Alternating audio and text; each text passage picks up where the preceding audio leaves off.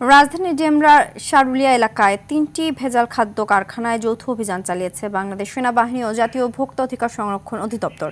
অভিযানে নিম্নমানের ও অবৈধভাবে সস ও আচার সহ বিভিন্ন খাদ্যপণ্য উৎপাদনের প্রমাণ পাওয়া যায়, যা জনস্বাস্থ্যের জন্য ঝুঁকিপূর্ণ। এছাড়া বিভিন্ন অনিয়মের দায়ে মোট ৪ লাখ টাকা জরিমানা করা হয় এবং জনস্বার্থে একটি কারখানা সিলগালা করা হয়েছে।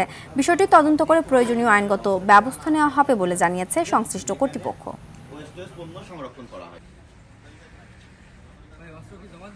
এখানে আমরা বাংলাদেশ সেনাবাহিনী অনুসন্ধানী তথ্যের ভিত্তিতে অভিযান পরিচালনা করেছি। এখানে 3টি প্রতিষ্ঠান আমরা অভিযান করলাম। একটি প্রতিষ্ঠানে মিথ্যা বিজ্ঞাপন দিয়ে স্লিম হওয়ার মিথ্যা বিজ্ঞাপন দিয়ে যে চা পাতা নামে পণ্য বিক্রি করা হচ্ছে, সেই প্রতিষ্ঠানটিকে আমরা 2 লক্ষ টাকা আর্থিক জরিমানা করেছি এবং প্রতিষ্ঠানটি জনস্বার্থে সাময়িক সময়ের জন্য সিলগালা করে বন্ধ ঘোষণা করেছি।